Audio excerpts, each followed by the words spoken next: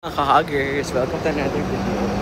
So, galing na ako sa Santa Rosa. Nandito ako sa Santa Rosa, entry ng southbound.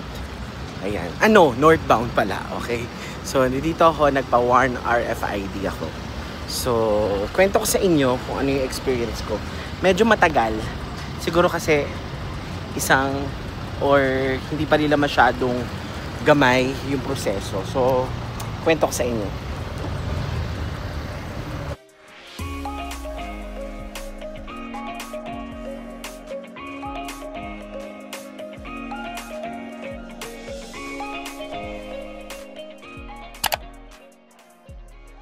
So, medyo matagal siya. Pero marami na kami dito. Kanina ako yung una. Tapos may umalis pang isa. Kasi talagang medyo matagal yung proseso. So, yun. So ngayon, as of now, ilan kami? 5. Pang-5.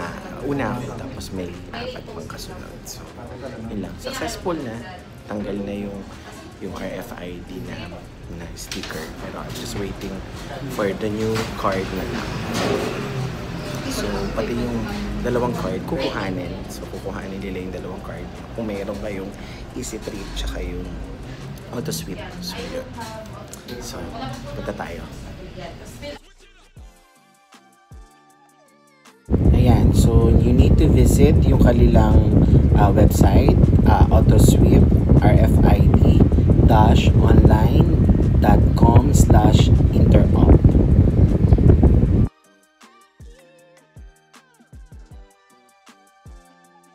Yan. Tapos, ayan yung itsura ng kanilang website.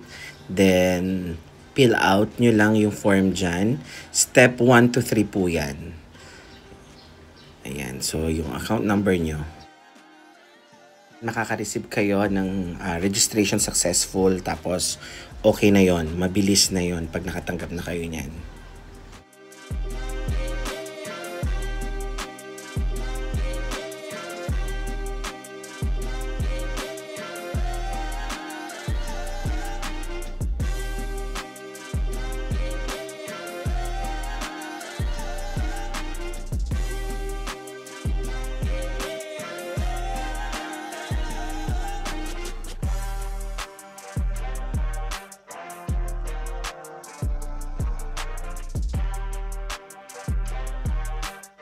Tinanggal na yung sa RFID kasi ang inano ko yung auto sweep, so hindi lang masyadong maayos yung pagkakatanggal ni kuya.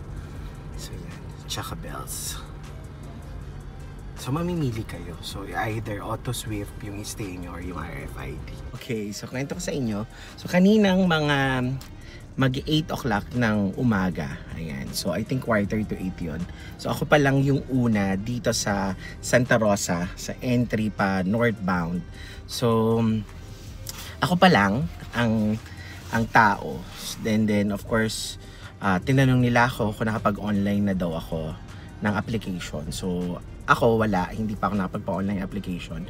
Pero, kung ikaw ay nakapagpa-online application na, mas madali yung proseso sa inyo. Kasi hindi ka na magpipill out ng mga forms, tapos magpipill out dun sa online. Kasi sa online 3, may step 3 ka eh. So pakita ko sa inyo dito mamaya. May step 3 ka. So basic information lang din naman. Tapos magpipill out ka rin ng form dito pagdating. Tapos kailangan mo siya ng dito 2 valid IDs, tapos yung ORCR nyo or kaya yung sales invoice nyo. So yun yung mga kailangan nyo. So pag nakapag-online ka na, mas madali yung proseso kasi dun pa lang sa online pa lang mas maayos na. Kasi maghihintay ka. Ang waiting time mo, nag-wait ako for I think almost 1 hour para lang sa OTP. So, ang madali kasi yung OTP ng cellphone. Pero yung OTP ng email address mo, it will take siguro 45 minutes. I just don't know. Tapos ni-remedy na nila yon. In-enter na ng ibang email address pero wala pa din. So parehas kami nung mga magkakasunod. So sabi ko nga kanina, marami kami. So, mga 6 yata kami, umalis na yung isa. So, talagang magtsatsaga ka if ever. So, yun po yung proseso. So, ako, hindi lang ako nakapag-online, pero mas tumagal lang ako kasi hindi pa ako nakapag-online. Pero pag po kayo ay nakapag-online na, so, diretso na kayo sa mas malapit sa inyo kung saan kayo pwedeng magpa 1 RFID. Tapos nandun naman yun sa kanilang website. So, yun po. So, yun po yung website na pupuntahan nyo sa AutoSwift RFID sa Facebook. Nandun lahat ng mga details na meron kayo. Yun lang. Tapos, pinalitan na yung card. So, pakita ko din dito. Na nakalagay na dun is interoperability yata activated or interop RFID activated. So, that's it. So, and of course, mata-transfer. Don't worry po para sa mga may nagtatanong. Magta-transfer yung amount or yung balance nyo, which is which, kung AutoSwift yan or RFID, kung ano yung pipiliin mong mag-i-stay ka or i-stay mo doon sa iyong sasakyan mo. So, AutoSwift or RFID, kung may balance ka, remaining balance ka doon, magta-transfer yon, pero 2 to 3 days pa. So, kung whatever, whichever yung piliin nyo, kung ano man may balance doon, yun yung magiging okay.